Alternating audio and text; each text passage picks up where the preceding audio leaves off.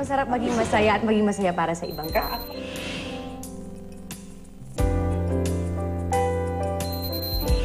Media magnet. Nothing could best describe GMA's primetime queen than that accolade from Yahoo Philippines. Bawat galaw, minamanmanan.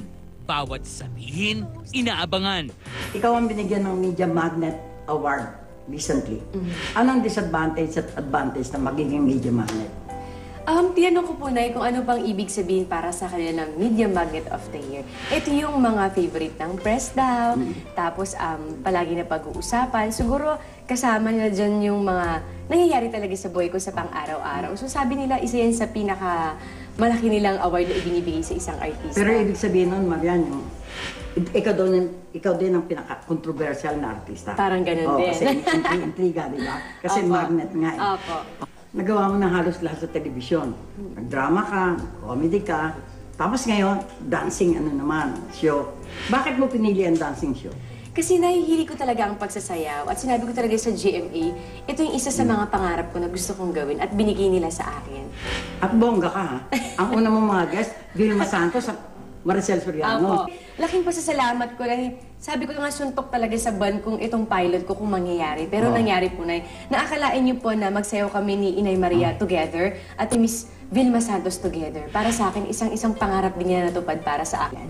Nung bata pa si Dingdong, kasali siya sa isang dance group.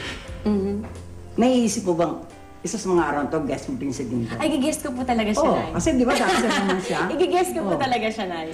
Contemporary halos ni Dingdong si Richard. Opo. Si Richard ngayon, may anak na. Kahit na hindi sila kasal ni Sarah, they live together.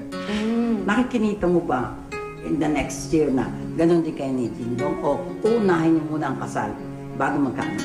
Siyempre po, Nay, bilang probinsyana ako, ang gusto ko talaga, ikasal muna bago magkaanak. Pero hindi ko alam kung ibibigay sa akin ng Diyos na mauna muna ang anak bago ikasal, why not? Hindi ba naiinggit si Matagal na Dingdong siyang kay- naiinggit dahil gusto talaga niya magka-baby. Ba't hindi ibigay? Ang gusto. Sige po, Nay. Kaya lang hapon na. Ang bilis ka usap. Sige po, Nay. Pupunta naman ako sa maseryoso. Ang dami-dami talaga nagtataka. Bakit hanggang ngayon, parang may gap kayo ni Heart Evangelista? Bakit parang hindi ma-close yung gap na yun? Pagdadasal ko na lang po na balang araw, maging mas maayos ang lahat. Maging masaya ako sa buhay ko at maging masaya ako para sa kanila. Pero hanggang doon na lang po. Civil lang po. Okay na po ako. Imbitahin mo na Ayan sila. mga kapuso, sa June 21 na po ang Marian. Sana po suportahan niyo po ako at sinisigurado ko pong kaligayahan niyo lang ang hangad ko. After po yan ng Vampire ng Daddy ko, o di ba magkasunod kami ni Bossing?